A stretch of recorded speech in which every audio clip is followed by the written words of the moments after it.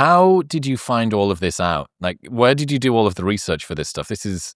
I didn't think that you could top the insanity of the last book that you wrote, but you've managed to do it. Congratulations. Thank you. Thank you. This book was really exciting because I found a lot of new documents about MKUltra, specifically some depositions, about maybe over a dozen depositions that were taken in the 1980s as part of a lawsuit against the perpetrators of MKUltra, against the CIA. And as part of these depositions, I have the perpetrators, Sidney Gottlieb, the head of MKUltra, his right-hand man, Robert Lashbrook, the head of the CIA, Richard Helms. They are questioned by these attorneys, and I have the verbatim transcript of them talking about what they were doing in the CIA as part of MKUltra, why they wanted to do this, how they got away with it. So I have some great transcripts. So that's really the basis of the book, are these verbatim dialogues, which is so exciting for a historian, because usually in history you never get dialogue because nobody's there to write it down. I'm not going to quote something if I don't have the verbatim quote. That's usually a thing you can do in fiction to get inside the heads of the readers or into the heads of the characters. But for me, I now have this dialogue, so I get to play with it and work with it. And it's just been so fun getting into their heads and seeing what they say. I'm interested in why the CIA was keen to look at mind control in any case. What happens during the 40s and the 50s for them to consider, this would be a good idea. This seems like an appropriate direction to go in. There are a few triggering events that lead them to want to perform experiments in mind control. And it's not just from the 40s or 50s, even further back. If you go back to the 1890s, you have Russian physiologist Ivan Pavlov, who's doing his famous behavioral conditioning experiments. If you ring a bell, can you get a dog to salivate? And the thinking within the CIA was, well, if this Russian is doing that back in the 1890s, surely they've since extended that work in order to include human subjects now. And if they could get a dog to salivate at a bell, what might they be able to get a human to do with drugs or something else? So it's that kind of slippery slope thinking that leads into this. Another event that precipitated MKUltra was the Moscow show trials. This is when Stalin was purging kind of his enemies from political power, and he put them on trial for false charges that they didn't do, and yet they admitted to doing them. So there are these false charges, and then they on their hands and knees are begging to be found guilty. Why would they do this? One explanation that develops within the CIA is maybe they've been mind controlled. Maybe there's drugs or hypnotism or something they've been manipulated with. And if that's the case, we need to know what they are doing so we can prevent it, and so maybe we can do it ourselves. But then the most important event that precipitated MKUltra was the downing of several American POWs during the Korean War. These pilots are downed in their planes, they're taken prisoner, and while they're prisoners in Korea, these American pilots admit to doing things like dropping germ bombs on the Koreans, dropping typhus and cholera and bubonic plague, trying to spread these diseases throughout the Korean population. Now, we know now from Russian archives, especially, that there are some Korean officials who flew to China and who got samples of bubonic plague and took it back and infected their own Korean soldiers in order to make it seem as if the Americans had done this. But the question within the CIA, they didn't know that at the time, the question was, why would these Americans admit to this? Why would they say this? The same with the Moscow show trials. Are they being drugged? Are they being hypnotized? And so that spurs interest in answering these questions, which is eventually what leads to the development of this program, MKUltra. Okay, Sidney Gottlieb, this mastermind. How does he get selected for this? What makes him an attractive candidate? What's his sort of comeuppance? Yeah, he is a chemist within the CIA. His background is in bioorganic chemistry. He has a PhD in it from Caltech.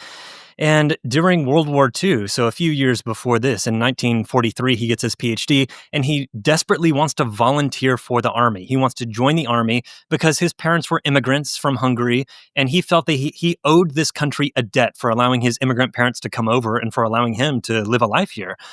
And so he wanted to join the army, but he was refused service because he had a limp. He was born with club feet. He also talked with a stutter.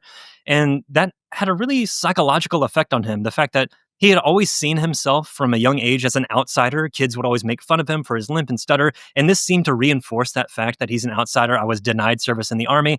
And he was looking for a way that he could repay the debt that he felt that he owed his country. And so it just so happened that the CIA in particular was looking for some brilliant scientists like himself to join, because right after World War II, science is now seen as integral to national security. We just had this war that ended with these atomic bombs. That was physicists doing this. We need scientists within the intelligence community now to determine whether not only are the Soviets doing some kind of project themselves that we might figure out, but also how can we do those projects ourselves. So the fact that he was a brilliant scientist, that's what led him into this role. And it didn't hurt also that Alan Dulles, the head of the CIA at the time, he was also born with a club foot, and so he kind of took a liking to Sidney Oh Gottlieb. God, we bonded over our physical deformity. Dear me. How would you describe Gottlieb's personal philosophy, his nature, sort of the way that he presented his personality, that kind of stuff? He was maybe a new age sense of like spirituality. His parents were Jewish, and he was culturally Jewish, but he wasn't very religious. But he did have kind of this new age spirituality where he would meditate and dance to folk music and go on retreats. And I'm sure we'll talk about LSD, but he took LSD a lot. So that's a little bit about his psychology. It's a little ironic maybe that he becomes the head of MKUltra because he is an outsider. He doesn't really fit in with the typical CIA personnel that you might think of. Kind of the saying at the time was pale, male, and Yale. And so he didn't really come from that exact background. But yeah, so he has this a little bit different background from other people who were within the CIA that led him to really stand out and get noticed, if nothing else. Okay, so Sidney Gottlieb, chemist, presumably with a interest in forward-thinking, quasi-spiritual, come early psychedelic bro type things. Concern from the United States. Why is it that some of our prisoners of war have been saying these weird things? What's going on with happening in Russia? What's happening across the rest of the world? People are saying, is this some sort of mind control? Can we get in on the action? Can we do a little bit of this? What's the beginning of the blending of Sidney and then sort of this desire? How does this all start? In 1953, Alan Dulles, the head of the CIA, he gives a speech at an alumni conference in Princeton University, just to alumni there, which to me is crazy that he would give this speech. It was called Brain Warfare. And at this speech, he talks about the potential that the Soviets might be using these techniques that we don't know about. And we're falling behind in this mind control arms race. And, we need to be ahead of the Soviets in every single arms race. So we need to start this program. It was 3 days after that speech that he signed the papers initiating this MKUltra program to research mind control to see if it's possible. So that's what initiated the MKUltra program in 1953. Sidney Gottlieb is placed as its head. And originally, he doesn't really know what to do, because he's placed in this position, but he doesn't have a background in mind control or in psychedelic drugs or anything like that. So what he actually does is he goes to the OSS archives, these old archives from World War II. The OSS was the precursor to the CIA. And he starts looking around the papers and he finds the work of Stanley Lovell, who my first book was about. And Stanley Lovell during World War II had done drug experiments. He had done, especially with THC, trying to determine whether it's a truth drug. And so Sidney Gottlieb's career within the CIA very neatly parallels Stanley Lovell's career within the OSS. Both were involved in these drug experiments. Both were involved in creating weapons, gadgets in disguises for their intelligence organization. Both were involved in assassination attempts. The list goes on, but their kind of stories eerily parallel one another. So this is one of the inspirations for Gottlieb, is the fact that he has this historical example that he can turn to for especially the drug experiments. But that's kind of the origins and start of MKUltra and how he comes to want to experiment in the ways that he actually does. But there's predecessors to MKUltra, right? MKUltra isn't sort of the first iteration of stepping into trying to do this stuff. Yes, that's exactly right. Before within the CIA, there was a program called Bluebird, and the main focus of Bluebird was to create a truth drug. The saying about why its name was Bluebird was because they wanted to make prisoners sing like a bird. And so they had some drugs, not LSD at that time, that they were using, and there some documents from the CIA that have been declassified that indicate that, in some instances it may seem to work. The inhibitions are lowered when we give them these drugs, and these captured spies, they actually do seem to be saying stuff that we otherwise didn't think that they would have. So maybe there's something to this that only spurs interest in wanting to repeat these experiments. Shortly after Bluebird, there's another program called Artichoke. It kind of morphs into Artichoke. And that's when the CIA and a couple of the military departments, they kind of coalesce a few programs that are pretty similar, like Bluebird, into one called Artichoke. That way they don't duplicate each other's research, and it saves expenditures. Artichoke was mostly focused on drugs as a means to develop truth drugs and some kind of mind control. They're also interested in hypnotism.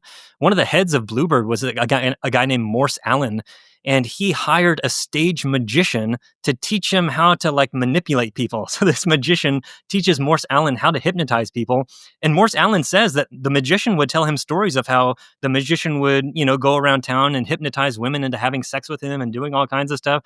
So Morse Allen starts hypnotizing his secretaries in the office to try to really determine, is what he's saying true? Can you really manipulate someone? So early in the book, I talk about some of these experiments on these secretaries.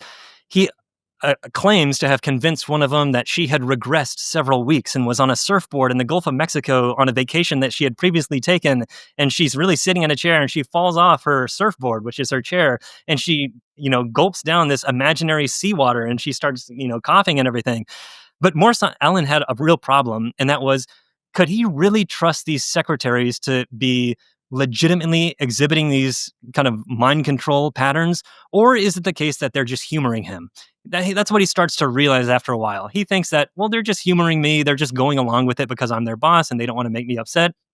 And this seems to have been the case in a lot of kind of hypnotism studies. There's one study I talk about. This is in France. And this guy, he hypnotizes a woman in front of a large crowd. And he tells her, okay, now you're gonna kill these people. And so she picks up a rubber dagger and starts stabbing them, and she puts poison into their drinks, allegedly not really knowing what she's doing.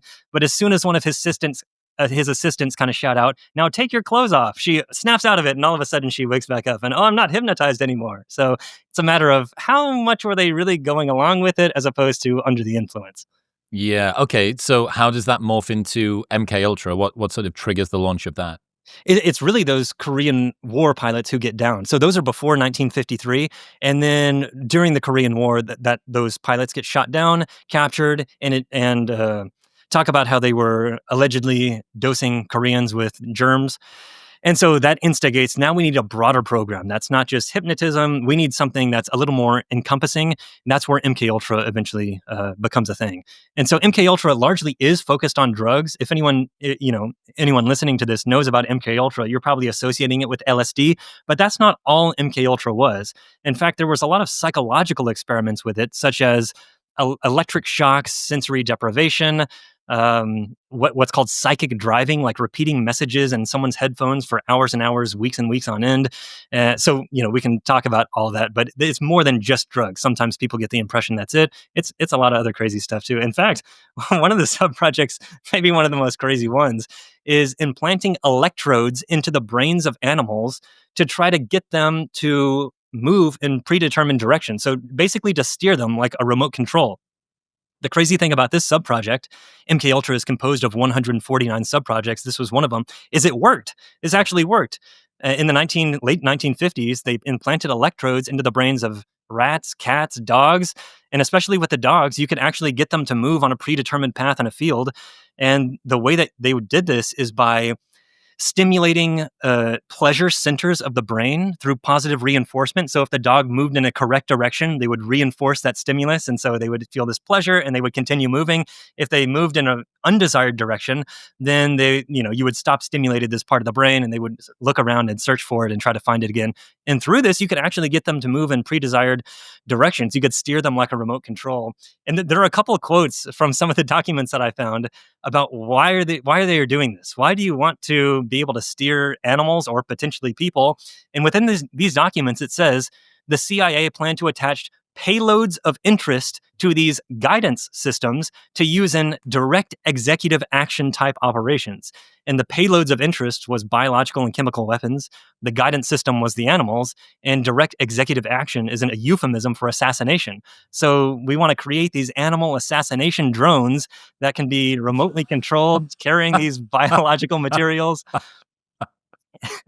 And within one of these documents, the CIA is speculating what's the best animals we could use for this. And apparently they say it's yaks and bears because they, and I'm quoting, are capable of carrying heavy payloads over great distances under adverse climatic conditions. So we need to strap them with a lot of biological materials and we can control these yaks to potentially go kill Holy someone. shit! They'd created like the B-22 flying fortress of the animal world, then put a remote control on them and got gangrene or bubonic plague and attached that to them as well. Yeah, that's the idea. Now, I have no reason to think that this ever went into the field, but at least this is what they were experimenting with. Okay, where does the name MKUltra come from? What's that? Yeah, the CIA, for different departments, it has what's called a digraph, like MK, MH. That just indicates the department that it's under. So at that time, MK indicated that it fell under the technical services staff, which was, it was involved in technical services. So doing experiments and creating weapons and gadgets and that kind of thing. And so Ultra, as far as I can tell, is kind of an homage to the cryptographic intelligence units during World War II that were decrypting the German Enigma machine. That was called the Ultra Project. So I think it was a combination of that. MK Ultra. Okay, where does the interest in LSD come from? Like that seems to be a specific direction that they're focused on. Definitely. And it might be important to mention that there were drug experiments and truth drug experiments long before MKUltra. I mentioned them in my first book in the OSS. I have a whole chapter on truth drug experiments. But even you go back thousands of years and people talk about how, wine and alcohol can lower your inhibitions and make you spill your secrets. So the search for a truth drug or something like it isn't new. What's new with LSD is that, well, it's a new drug and it's extremely potent. It's only first discovered in 1938 in Switzerland by Albert Hofmann, a chemist at the Sandoz Corporation. But he shelves it for 5 years. He doesn't even realize that it has much potential. And so in 1943, he kind of resynthesizes LSD and accidentally some contacts his skin. And he starts having these weird feelings, hallucinations. The room starts spinning. So he leaves work. He rides his bicycle home. He collapses on the couch and he realizes there's something to this, especially because it was such a minute dose. So it's so potent that this especially interested people like Gottlieb within the CIA because it means that it would be extremely effective in covert operations. It would be very easy to sneak this into someone's drink or whatever because such a minute dose could have such a profound effect. So how do they first find out about LSD? How does that first get over from Hoffman to the US to the understanding of the CIA? Yeah, it's not as if the CIA is the first American entity to learn about this. Sandoz Corporation had brought LSD over in the late 40s, 48, 49, to try to trial it and to try to figure out if they could use it as a drug to treat something because they want to make money off of it. So people knew about LSD at the time, not unless you're like a psychopharmacologist or something, but it's not as if it's an entire secret. And then there's another important event that happens right around this time period that gets the CIA interested in hallucinogens in general, and just LSD happens to be one of the most potent of those. And that's in France. There's this drugging through bread. There's this ergot fungus that grows on a bread at a particular bakery, and several people, eat this bread. And I talk about this in the book, but the town kind of goes crazy. Multiple people die, because they start ripping off their clothes, and the mayor's like ripping off his clothes, and journalists go to the town to try to figure out what's happening. And so, this is an indication to the CIA. If an ergot fungus in a bakery can cause this much havoc, what would be the case if, say, the Soviet Union got a hold of a really potent hallucinogen like LSD and put it into the water supply of an American city? Well, that's not good news. So we got to figure out how we can prevent that from happening, or we have to figure out what are the effects. How is somebody going to react if they take this drug without wittingly knowing they have, so we can counteract it in case the Soviets do that to us. So that's the kind of motivation. I should mention, though, that the CIA contracted someone to answer this question, like how potent would CIA be if it were released into a city's water supply? And he basically came to the conclusion, I think it was that there was too much chlorine in the water and it would counteract the LSD and it would dissolve it or something, and it would have no effect. So it wouldn't, as far as I know, what he said, it wouldn't really have an effect. But they decided we're going to test this anyway and see what happens. Did they take it themselves? Wasn't there a thing about the guys running the program thinking, hey, if we're going to if we're going to be researching this thing, we might as well have a crack at it ourselves. Definitely. They were the first people to take it within the CIA. They're not only are they dosing themselves, Gottlieb doses himself multiple times, and his colleagues too, so they can understand what the reaction to it is, so that they can better understand how we might be able to use this in a covert operation. So we need to know how someone might react so that we can kind of plan for that. But also, they're doing it as basically pranks around the office. They're putting it in the office coffee pot to see, Jim, how is he going to react when we dose him with LSD? Turns out not good. One guy is dosed with this LSD in the office coffee pot at the CIA, and he ends up running outside over to a bridge and almost gets hit by traffic, and they have to wrangle him back.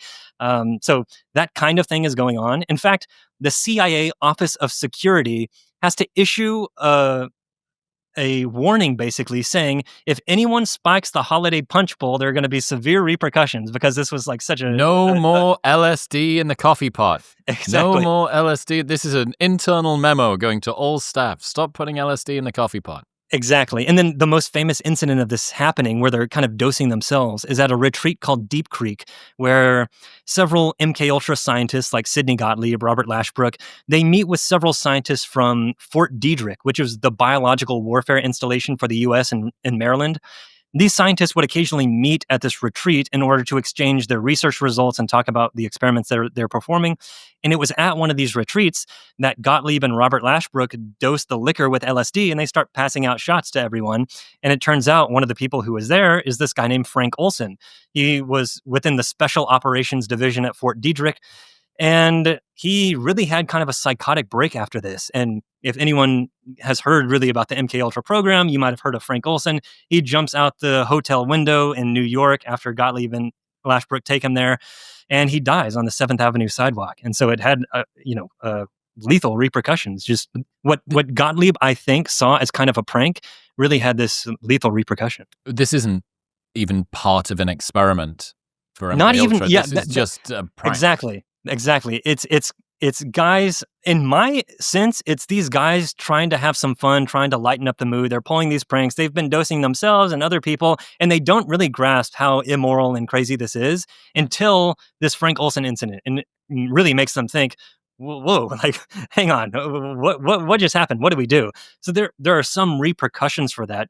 Gottlieb gets an informal reprimand from Alan Dulles, the head of the CIA, but that's it. And in fact, after the Frank Olson incident, it's not as if MKUltra shuts down. You just killed this guy. Instead, it expands even further into what's known as Operation Midnight Climax, this new subproject where Gottlieb is getting this narcotics officer, George White, to dose people unwittingly with LSD. And eventually, he hires prostitutes to dose their unwitting clients with LSD, while White is sitting behind a one-way mirror, sitting on a portable toilet, drinking liquor that he bought with CIA funds. You need to dig into this. Tell me more about this plan that they've got going on. Yeah, George White, this narcotics officer, he terms this his own subproject, Operation Midnight Climax. The idea is that we're going to dose these unwitting people with drugs, LSD being the main one, inject it through the cork on a wine bottle, and then pour drinks. And we're going to see how people react when they unwittingly take this, because we want to be prepared for if someone does that to us. And is it possible to make them behave in certain ways? Can we make them seem insane? That could be useful if we want to, say, dose a foreign political leader with some LSD before a big political rally, and maybe they'll look like they lose their mind, and the population is going to start thinking, maybe we shouldn't trust this guy. So they want to understand how someone reacts to unwittingly ingesting LSD. That's the purpose of Operation Midnight Climax.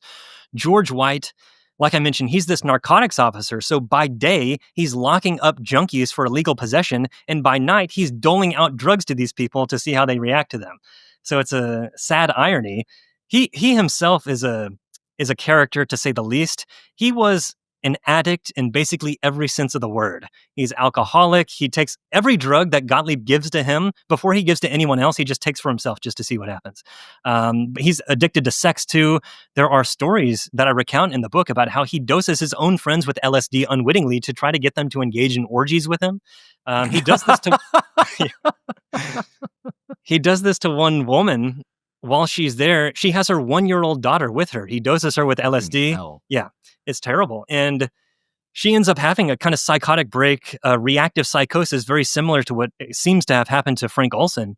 and her husband is away on a business trip. But when he comes back, she's cowering in the corner of her parents' room, and she says that somebody's out to get her. She's very paranoid.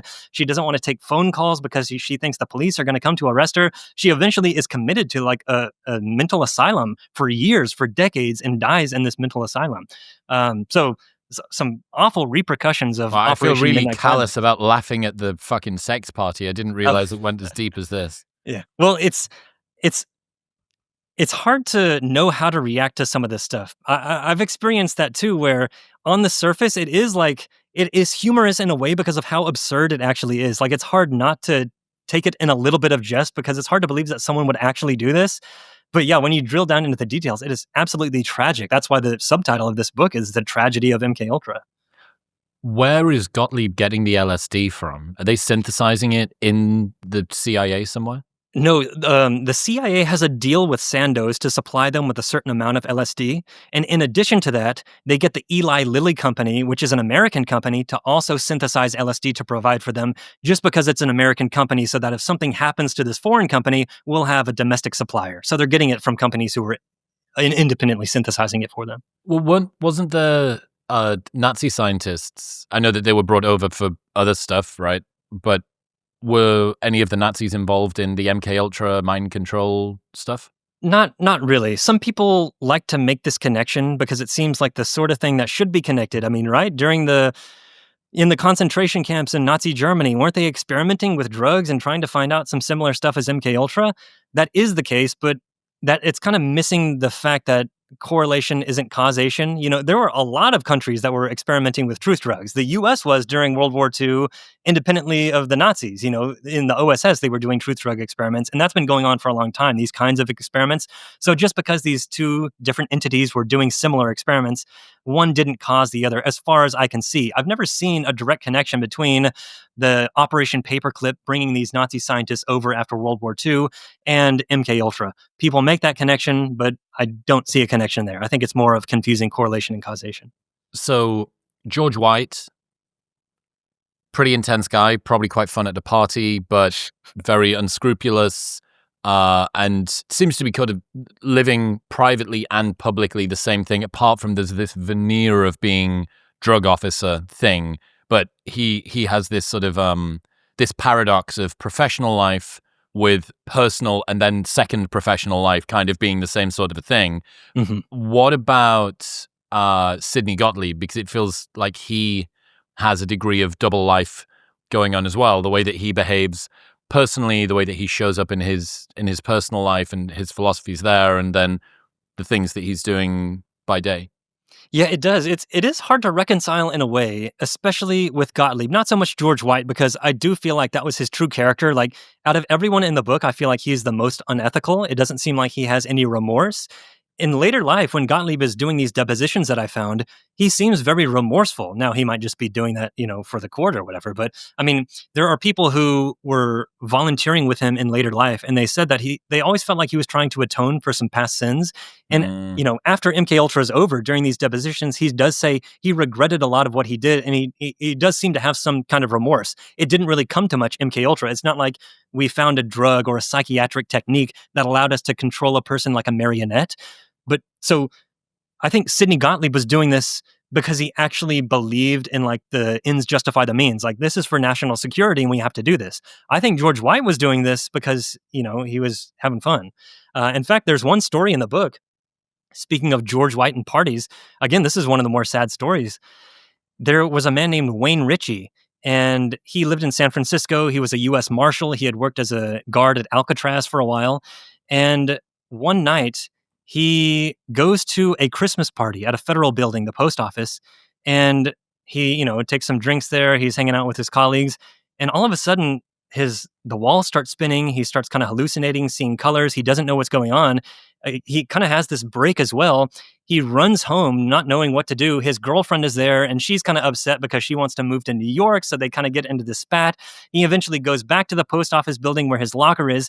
He decides, you know what, to set everything straight, to make my life better, I'm going to get my service revolvers, go down to a bar downtown and steal all the money. And then I'm going to give it to my girlfriend. She can move to New York and then she'll love me because I did this for her. So that's exactly what he does. He takes these guns, he goes to a bar, he barges in and says, give me all the money in the till. And then someone who's just drinking a beer hits him over the head with one of the beers and he's knocked out cold.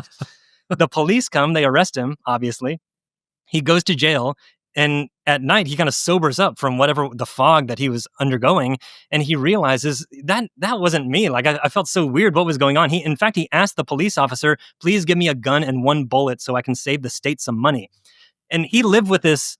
He lived with this for for the rest of his life. For decades after this, he didn't know kind of what happened to him that night. He lost his job. He lost his friends. He obviously lost that girlfriend as well. And so it was about 30 years later. When MKUltra is made public, he's reading a newspaper and he sees a story that mentions George White and LSD. And it kind of dawns on him, oh my gosh, I knew George White in San Francisco. And it turns out George White's diary has been donated. Now it's at Stanford University. In George White's diary, which I show in this book, you can flip to the exact day that Wayne Ritchie went insane at that party. And what does George White's diary say? Christmas party, Federal Building. That's where he was. And so Wayne Ritchie sued the CIA, but it was dismissed for, the judge basically said you couldn't prove that this actually happened to you. But yeah, another victim of George White.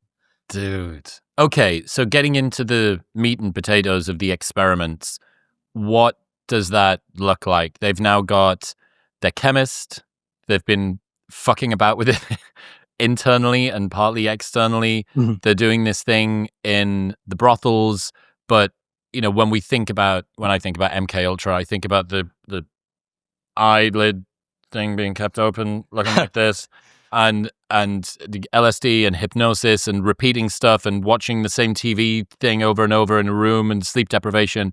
Yes. What do the sort of hardcore experiments look like, and where are they? Who does it? That's a good point, because not everything that's part of MKUltra, these 149 subprojects, is done by the CIA. There are very few subprojects that the CIA itself does. It's funding George White to do some of these experiments, but that's most of what the CIA itself is actively doing. Really, how MKUltra is set up, it's based through a funding mechanism. So Sidney Gottlieb would identify researchers at universities, prisons, hospitals who were already doing experiments that he was interested. Many of them were already doing LSD experiments without, knowing what the CIA is up to. Many of them were doing experiments in amnesia to see if amnesia is possible. And so Sidney Gottlieb decides we're going to start funding these people to continue doing what they're doing. So again, it's not as if the CIA is itself committing all of these acts. Instead, it's aiding and abetting the people who are already doing these experiments. One of these people, there are a lot of them to talk about, I guess, but some of these are at prisons. So Harris Isbell, Carl Pfeiffer, they're in Lexington and Atlanta. And at these prisons, they're dosing the prisoners with different drugs that Sidney Gottlieb is sending them. And I should mention also, these people who are being funded by MKUltra, many of them don't know they're being funded by MKUltra. They're given grants through cutout organizations to say, hey, we're the Society for the Investigation of Human Ecology. The CIA just made this up. And they say, yeah, we're going to fund you, whatever. And so they're like, great, yeah, I'll take free money. Why not? Be skeptical of free money. Is that the lesson? Yeah, there's no such thing as a free lunch. Yeah, so they're getting this money through these grants. That's great. So a lot of them didn't even know the CIA is behind these grants. So they would use these cutout organizations. Some of them did, though. And so a few of these people at these prisons, Harris Isbell, Carl Pfeiffer, they're taking drugs that Gottlieb is giving to them, not just LSD, but all kinds of stuff, peyote eventually, and just whatever. And they're giving it to these prisoners to see how they react. And in one experiment, Isbell talks about dosing a prisoner with quadruple doses of LSD for days on end to try to build up their tolerance to see how they would react. And he says, wow, we really built up their tolerance. And here's one of the crazy things too. At Harris Isbell's experiments in Lexington, Kentucky, it's at a prison, but the prison is also like a rehabilitation facility. And so the idea is that we're trying to get these people off of drugs. And as payment for volunteering to join these experiments, what would Isbell give them? He would give them an option. They could either take a good parole letter for their parole board, or they could go to the drug bank window, stick out their arm, and get a needle full of heroin injected right into it. So that's their payment for being involved in the rehab place. In the rehab place, phenomenal, yes. Phenomenal. Yeah. Yeah. So those are some of the drug experiments. But you mentioned like sensory deprivation. Well, hang on. What about, Oh, yeah. because you mentioned jails there, doctors, universities, these were also being co-opted as well. Yes. Yeah. And I should mention also that it's not as if every LSD experiment at a university or somewhere, or psychiatric experiment that sounds like an MK Ultra thing, is part of MK Ultra. Again, these scientists in the CIA are funding the things that are already going on for the most part. So just because something sounds like an MK Ultra experiment, oh yeah, I know this, this guy at this university, he was dosing his students with LSD. That could have been an MK Ultra experiment, a sub-project, but most likely it wasn't, because there are more people who were doing this on their own than who were doing it as part of MK Ultra. But yes, at universities this was happening. In fact, one of the people who was doing this at a university was Harris Isbell. He would do this with his students. I mentioned him earlier, was Harold Abramson. He was a doctor who was dosing his students. They would join these experiments. But Abramson is the person who Sidney Gottlieb and Robert Lashbrook sent Frank Olson to after Frank Olson had that kind of psychotic break. So he already kind of knew that the CIA was interested in LSD, and he eventually got paid basically to dose some of these students and to see how they reacted. So it was going on at a lot of places. How much truth is there in the famous people involved in MK Ultra, the cult leaders, Yeah. the bombers of many stripes? You have to have looked into this. So Yes. how much truth is in that? Yeah, and people, for some reason, are kind of disappointed when I say I don't think there's much truth to it. John, come on. Like the Unabomber, this is a big one. It's not as if he wasn't in an experiment, at a university. He was in the experiment of this guy named Henry Murray, who had been involved in the OSS, who was doing some psychological stuff for the OSS. He was creating psychological portraits of different German leaders.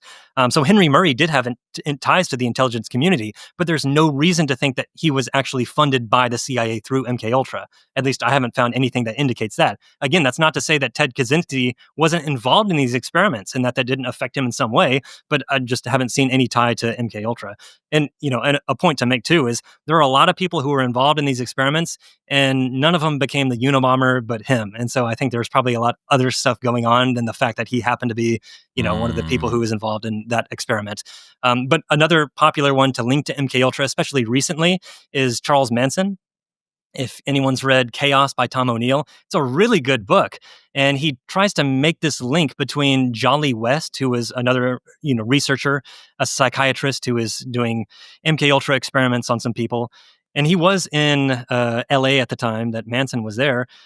So Tom O'Neill tries to make this connection, but he himself admits in the book and in the Netflix documentary based on it, Chaos, and in several interviews that he's never really found the connection. He can kind of put them in the same place, but sure, a lot of people could be put in the same place. The ironic thing to me is it's not that Jolly West was doing some kind of experiments on Manson, or that Manson was in these experiments and learned how to control people through that.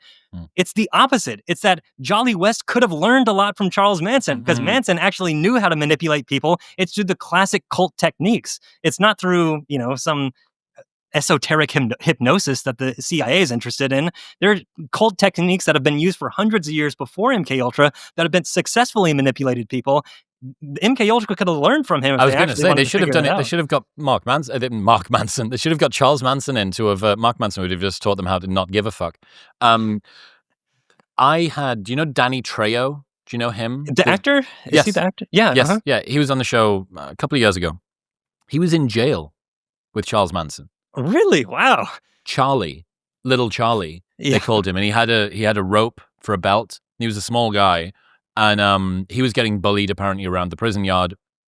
So Danny and his guys, big scary fucking dudes, they took him under their wing, and they heard that this guy could put you into this weird trance, which I'm going to guess would have been some form of hypnotism, and he could get you loaded on heroin without the drug.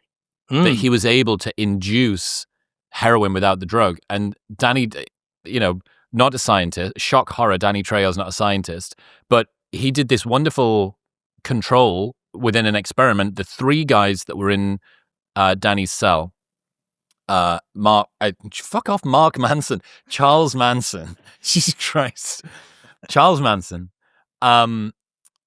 did the hypnotism thing, Mhm. and they felt it come on, all the rest of it. Apparently, I've never taken heroin. Apparently, when you take heroin, sometimes you throw up, or a lot of the time, maybe you throw up.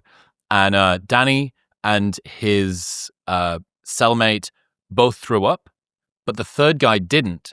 And the third guy had never taken heroin before. Mm. So the expectation effect of Danny and Danny's cellmate who had Mhm. meant that when they were under, and the other guy was, I'm feeling it. I'm feeling the something. I'm feeling the whatever.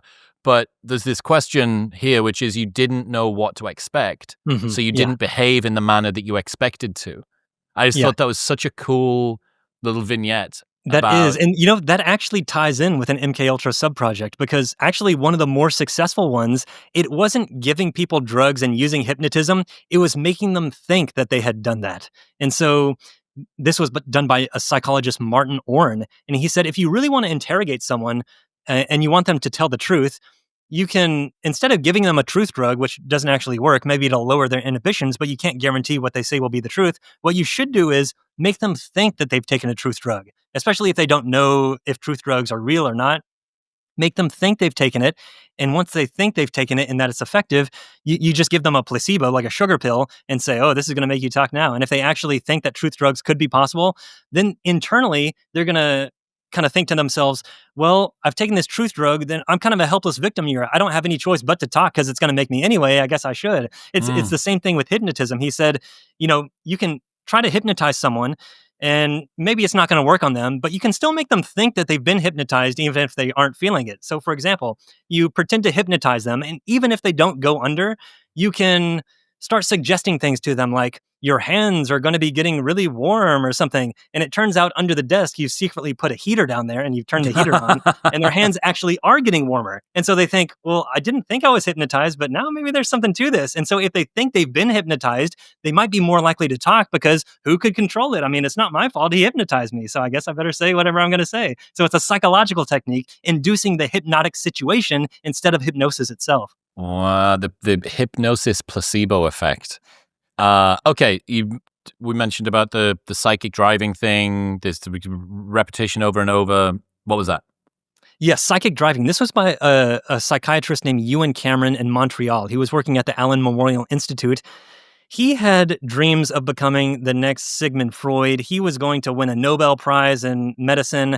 At least he thought he was. He was going to cure all mental illness. He just didn't know how. Like he knew he was destined for greatness, but he didn't know how. He was a behaviorist. And so he thought all behavior stems from patterns that you've learned from your environment. So everything is nurture, nothing is nature. And so in his conception, what mental illness is a person who has learned bad behaviors from their environment. And if you want to correct mental illness, what you should do is reduce them back to a blank slate where they forget all their behaviors and then put them in a better environment where they learn better behaviors. That's his conception, at least. The question is then, how do you reduce someone to a blank slate and make them forget these bad patterns of behavior that he thinks leads to mental illness? In his conception, you have to induce enough stress in them. If you induce enough stress, then that will reduce them to the blank slate. And like God, we can build them back up in our image. So how do we induce enough stress? Well, he tried multiple ways, electric shocks, sensory deprivation, and then psychic driving, as you mentioned. This was playing auditory messages in their ears thousands and thousands of times a day, just on endless repeat. The reason why he came to this is because he was recording a session that he was having with a young woman, just like a therapy session. And she said something that he wanted her to listen to again. She said something about how my mom used to tell me, I don't remember exactly what it was, but it was something negative. And so he said, here, I want you to listen to that again and kind of react to it. So he plays it back for her, and she has a very negative reaction to hearing her saying her mom's negative words. And so he starts doing it again and again and again. She has an increasingly heightened negative reaction each time. And he thinks to himself, this is how I induce stress. So he started having people record these negative messages. And in some instances, he would have their families come to the Allen Memorial Institute and record negative messages that he could then play to the patients. And then he would make them listen to them, these messages, over and over. Sometimes he would put them in chemical comas, and then beneath their pillow, he would put a speaker where it would just play these messages. So maybe in their dreams, like it's manipulating them into going down to become a blank slate again. But that's psychic driving. That's what he was trying to do. Who were the patients?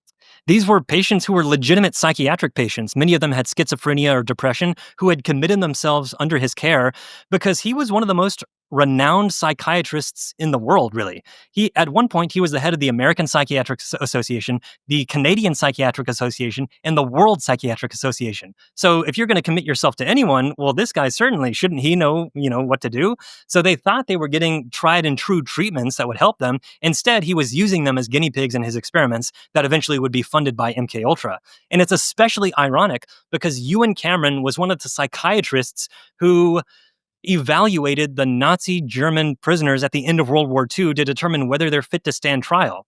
These are the same Nuremberg trials that produced the Nuremberg codes about ethical experiments, about like the first point of which is you need consent of the subject, So he's involved in those Nuremberg trials, and yet he's completely going against the Nuremberg code here. So a lot of ironies, sadly, in this book. Was it effective at all, the psychic driving thing? Was there anything useful that came out of that?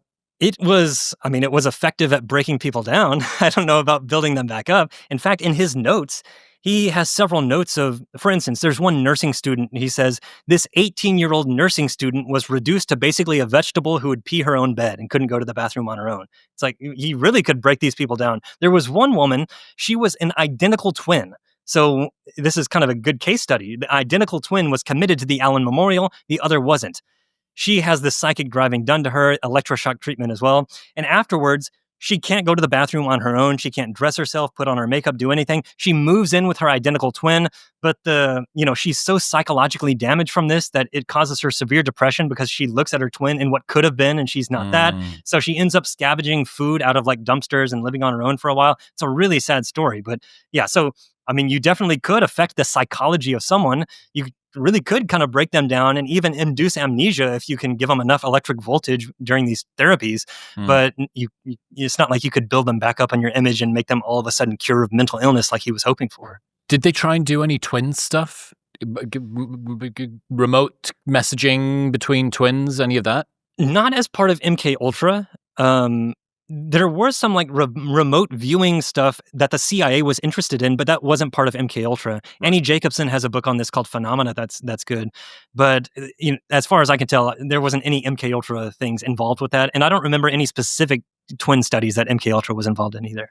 All right. What about depatterning? Was that similar to the psychic driving thing?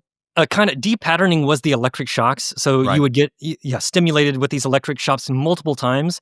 And a lot of people had severe damage after this. One of the patients was named Janine Huard, and she was pregnant at the time that she was getting all this stuff done to her. Eventually, she was allowed out. She had her baby, but her baby was kind of unhealthy. There was some kind of digestion problem the baby had. So Janine Huard went into this severe depression. She was worried and anxious. She gets recommitted to the Allen Memorial Institute because of this. Sake. And then, she talks about in her depositions, which I quote, everything she experienced. There's a lot of really sad stories with these patients. But they went through a lot. And that was just one sub-project at the Allen Memorial under Cameron. All that stuff. That was one sub-project. What, in your opinion, was or were the wildest experiments? What were the ones that sort of really those seem to push the limit, turning somebody functional into a vegetable and then making them live with their twin. That's pretty rough. But what were the worst ones? The most unethical, I already mentioned it, but it's probably George White and dosing these people unwittingly. I will say for some of the prison experiments, these prisoners would sign consent forms in a way. So they would say, we're going to be testing hallucinogenic drugs, although it's a question about informed consent. But, I mentioned Ewan Cameron. I think his are probably the most destructive of the MKUltra experiments. And one example of that is a woman named Mary Morrow, who it's ironic because she had been a neurologist at the Allen Memorial Institute under Ewan Cameron. So she had been a resident in training, but she had severe anorexia and depression, and she failed her neurological exams to become a doctor. So she went into this deep depression, and she eventually got committed to a hospital. While she's there, Ewan Cameron goes to consult with her, and he asks her, do you want to come back to the Allen not as a resident, but as a patient? She reluctantly does, and then she's on the other side of it now. So she was doing this kinds of stuff to people, and now she's on the other side of it, experiencing it. The same thing happens to her where she basically gets to a point where she can't put on her clothes by herself, and she has phone calls with her mother after each one of these depatterning sessions, this electric shock, and her mother's very concerned because she's not making any sense. So her mother tells her sister, you need to go over there and see what's happening. So her sister barges in and says, if you don't let me see my sister right now, I'm calling the police. So they eventually let her into the room, and in the corner is sitting Mary Morrow with these hollow eyes. She says later that she felt like she was sunk in a deep hole and couldn't get out, but she basically couldn't do anything for herself. So her family busted her out of there, and she's one of the not a success story, but one of the at least she got out. She talks about in her depositions after going through all this, there were people who had been there for years. I was there for a few months and I experienced this stuff, but years people were doing this. So I think, yeah, Ewan Cameron's experiments are among the most unethical. I should also mention, somewhat in connection with that is a guy named Baldwin, Maitland Baldwin. He was also funded by the CIA to do some experiments, and he was around that area too in Montreal. He had been a student of Donald Hebb, who had been an associate of Ewan Cameron. But Maitland Baldwin, one of the experiments he at least proposed, not that he actually carried out, was to confine someone to a wooden box, like in sensory deprivation, so they couldn't move. They would be confined. And he called this a terminal type experiment to see how long they could stay in there and, before they died. There were several people who actually spoke out against this and said, there's no way we're doing that. So he didn't. But he did end up doing experiments on monkeys where he would decapitate them and try to put different heads on different monkeys. He would beam microwaves into their brains. So he was doing a lot of stuff like that too. Wasn't there something to do with the toilets being wired with microphones so that people's post-trip confessions were captured? Didn't that happen somewhere? I don't recall that. I don't remember that. Okay, I thought maybe it did. I didn't come across that. I don't know. Yeah, it's an interesting one. Thinking about, I guess you can have this effect on people, but unless they're under your care for the entire time, they're going to go away, and then it's difficult. You got to follow this person to see how they behave. With George White, he's got this group of, I guess, for the period of time that they're with their prostitutes, he can sit on his toilet and drink his liquor and look through the one-way mirror, so you can actually do some observation. But the problem is, unless you're able to hold somebody in a location, which is why being in a psychiatric facility is probably so useful, that you can just have them under observation to see what happens to them at all times. If you do this to someone, they're just out in the world causing mischief. You have no idea what they're actually doing. Yeah, and that's one of the concerns that Gottlieb eventually has about this. In his depositions, he talks about, he's asked, what did you learn from MKUltra? Like, what came out of this? And for the most part, he says, he tries to put a positive spin on the negative results. And he says, well, we learned a lot of things you couldn't do. Like, you couldn't control someone like a marionette. But he does say you could make someone appear crazy. And this did have some operational value in the sense that, like I mentioned, you might be able to, one idea was to put LSD into a cigar and give it to Fidel Castro. And before he made some kind of speech, he would smoke the cigar and he would appear crazy. And his people would start to lose faith in him. But Sidney Gottlieb was even reluctant to take it to that kind of an operation because he said, just as you were mentioning, it's not like you can control what Castro is going to say or whoever's going to say. Once they're out of your purview, once they've taken this, you don't know what they're going to do. He might start saying, we need to start nuking the United States or something. So, he was kind of against that. Okay. So were there actually any operations used outside of experiments? Did MKUltra produce anything operationally useful?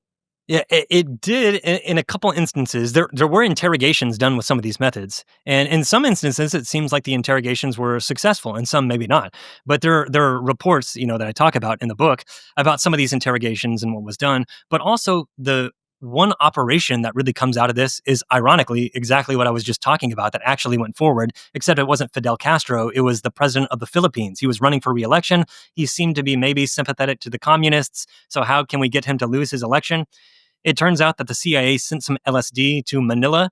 They had someone at least try to slip some of it into his water before a political rally to make him appear insane. There were several other operations that went into the field, although most of them were unsuccessful.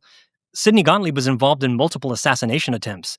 One of those was on Patrice Lumumba, who was the prime minister of the Congo. Eisenhower wanted Lumumba eliminated, so word went from Eisenhower to Allen Dulles, the head of the CIA, down to Richard Bissell, who was the head of the department Gottlieb was in, down to Sidney Gottlieb. And they basically said, how can we covertly assassinate Patrice Lumumba without anyone realizing that it was us? Because it's easy to kill someone. You just drop a bomb on them and they're dead. But it's hard to kill someone without implicating yourself. And that's what the CIA was trying to do. So what Gottlieb did was procure some anthrax from Fort Detrick, that biological warfare installation. He personally took it to the Congo, and he gave it to a CIA agent, a station chief who was there, and said basically, we want you to slip this to Lumumba some way. The idea was that we would put it in some toothpaste, and then he would brush his teeth with it. The toothpaste would make its way to his bathroom. Lumumba would brush his teeth. He would be infected with anthrax, which occurs naturally, and so he would die from it.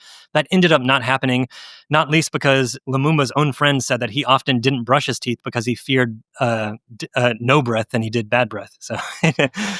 Wow. Okay. So at no point did they get close to creating a programmed killer of some kind? No. The closest I think is that the animal experimentation that I mentioned before, where they actually got animals to walk on predetermined paths. They could steer them, and they were talking about, putting biological or chemical materials on them. And in these documents, they do say this might have application in human terms, but no actual, psychotic killer that could be controlled like a puppet was actually created.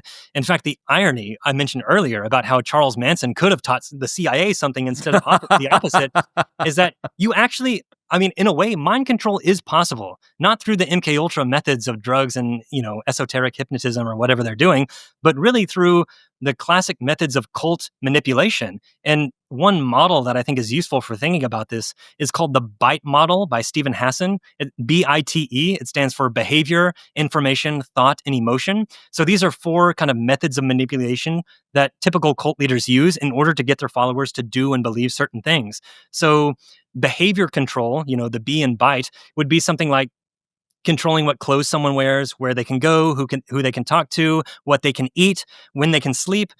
Information control, the I in BITE, is like feeding them cult propaganda and teaching them to distrust non-cult sources of information. So it's not just that you completely prevent them from observing things from the outside world. That's not really realistic, but you can teach them to not trust it when they do encounter it. So that's the information control. The T in BITE is thought control. So saying prayers, singing hymns, repeating mantras, that kind of thing.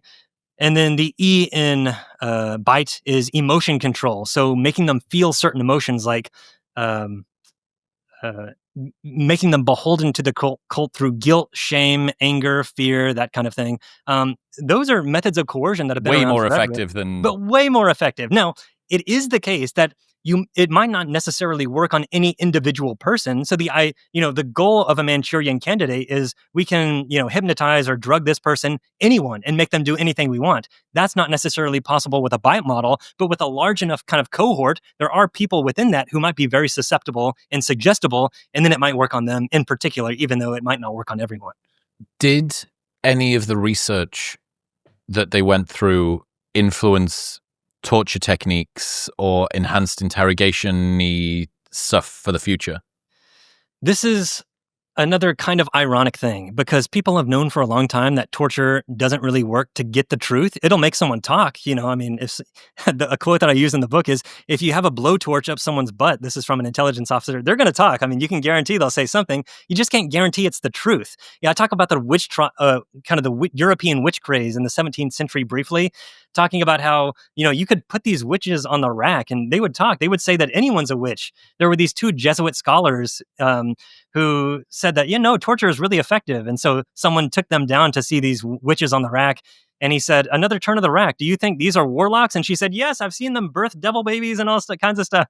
And so they were kind of convinced, okay, maybe torture just gets people to talk, but not say the truth. So it's long been known that torture can be used to get people to say something, but you don't know what they're going to say, or they'll basically say anything. For MKUltra, the idea was that we wanted to move beyond that. We wanted to find methods of manipulation that could be used to guarantee the truth without having to resort to a method that would make someone say anything. The irony is that when MKUltra failed, it's not that the CIA learned its lesson and then moved on to something else. It reverted back to torture. It reverted back to torture. That's the thing that we were trying to move away from, and now you go back to it. This fucking medieval solution. Well, we tried the LSD, it didn't work. Where's the rack? Have we still got the rack around? Can we roll the rack out? Yeah, and I mentioned kind of the euphemisms of the CIA within this book. Torture isn't torture, of course. It's enhanced interrogation, and assassination isn't assassination. It's executive action, or it's targeted killing, Mm. or within the CIA, the group that was responsible for plotting these assassinations was known as the Health Alteration Committee. So, a lot of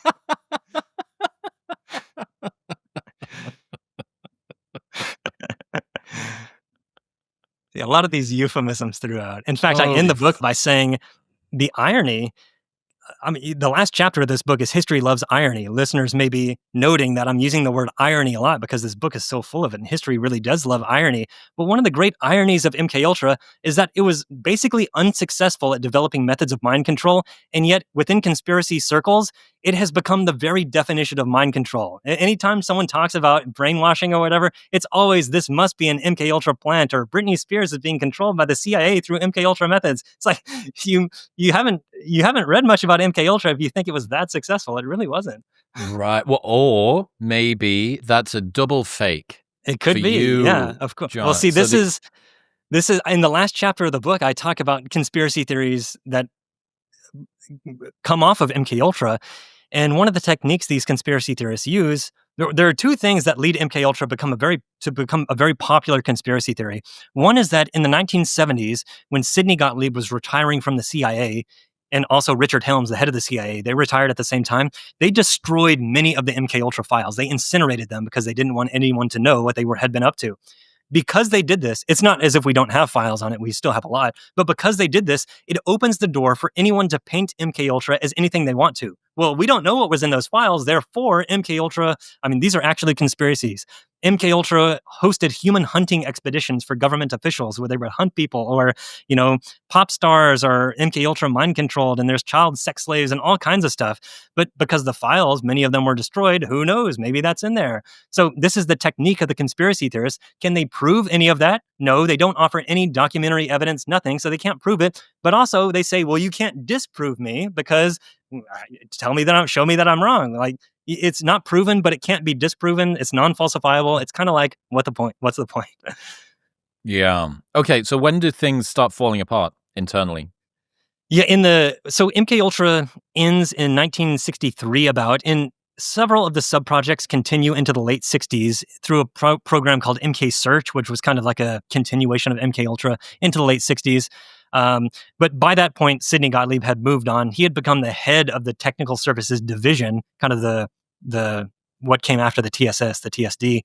And he was in charge of creating those gadgets and disguises and documents and stuff for the CIA for a while. So MKUltra kind of floundered after that. And in fact, in 1963, there was an internal CIA Inspector General report on MKUltra. And the Inspector General, John Ehrman, he says in the report that, in his words, this is illegal and unethical. Okay, so it didn't last too much longer after that. And then in the 1970s, Gottlieb and Richard Helms retired, and they were kind of the main champions of it within the CIA. Right. How does this all become litigious? Yes. When do the courts get involved? Yeah, the courts get involved really in the late 70s, but the reason why that happens is because in the late 1974 and into 75, there are several executive and congressional committees that are set up to investigate past abuses of the intelligence community. So the Rockefeller Commission, the Church Committee, the Pike Committee. There are some leaks out of the CIA. And on the front page of the New York Times, they start publishing in late 1974 reports about how the CIA has spied on anti-war protesters during the Vietnam War. And so these congressional committees were set up to investigate past abuses of the CIA. And one of those is MKUltra. So during these investigations, it comes out that the CIA had been involved in these unwitting drug experiments that prompts several congressional hearings to launch investigations. So Sidney Gottlieb is subpoenaed. He's in India at that point after he's retired. His wife had been grown up in India, had grown up there. And they were volunteering at a leper colony, and he gets subpoenaed. He comes back to the United States, and in exchange for testifying, his lawyer works out a deal whereby he is granted immunity for anything that he says in exchange for his testimony. So he's never held accountable for what he does. He has immunity for it. But that's when this starts coming out. And once that starts coming out, many of the victims of these MKUltra subprojects realize that, wait a second, I didn't know, I was involved in that project. I didn't know that it was funded by the CIA. And so they start suing the CIA. There are multiple lawsuits. One is from a group of prisoners from the Atlanta Federal Penitentiary where Carl Pfeiffer was dosing them with LSD especially. And so they sue the CIA, but eventually it's dismissed because the statute of limitations, the judge says, has run out. So they don't get anything. And then the other more successful lawsuit is that Orlicow lawsuit, the victims of Ewan Cameron, his experiments in Montreal. About 8 or 9 of them eventually sue the CIA. They're represented by the famous civil rights attorney Joseph Rao and his law partner James Turner. And as part of this lawsuit, Rao and Turner take the depositions of many of these people, not only the victims, but the perpetrators as well. And that's how I got them. Except this lawsuit was settled out of court for $750,000 to be split among the plaintiffs. And the depositions were never submitted at trial. And so they were in Rao's papers where I found them. Oh, wow.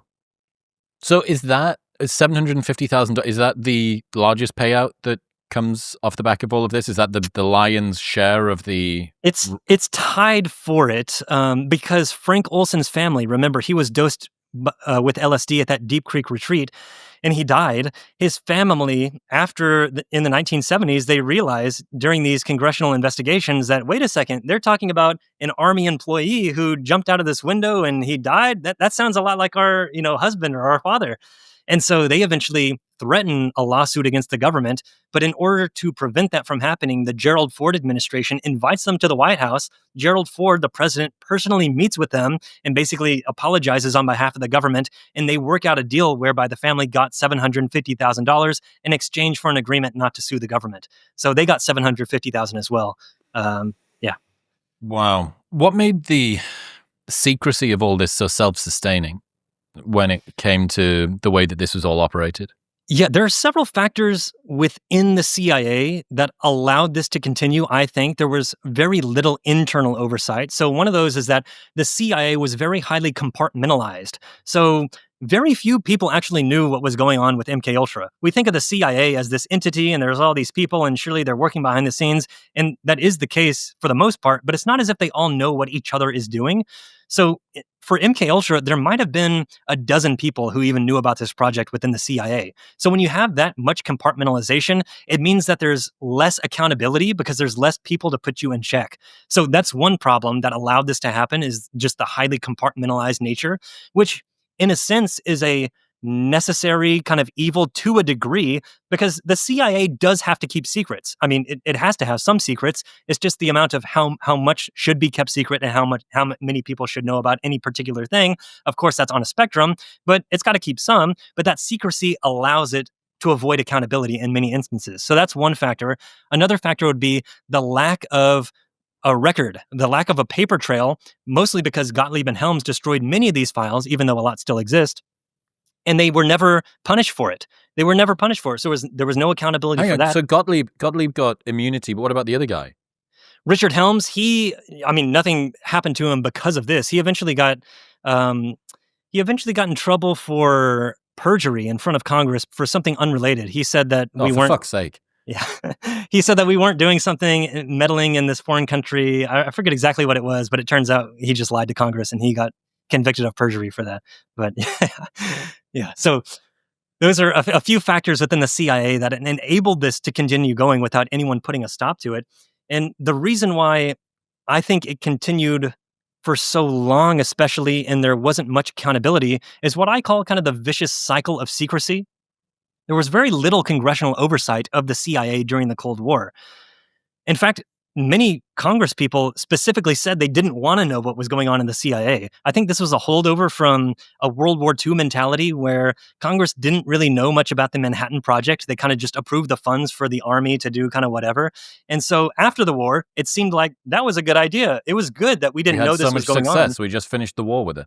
Exactly. Yeah, it's great we didn't know because we might have shut it down. It's great that we let these scientists do this thing because it can end the war for us. That mentality carried over.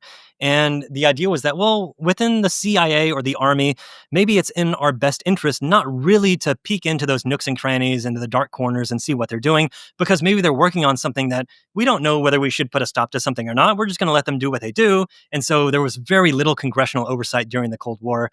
I think that allowed this lack of accountability, this secrecy to encompass the CIA and allow them to do these unethical things. And kind of the vicious cycle of secrecy I mentioned is the idea that when you have an organization like the CIA that has secrecy, that inevitably leads to plausible deniability, because no one can really know what you're up to. Therefore, I mean, you can always say you didn't do something you did. Who's going to find out? It's secret.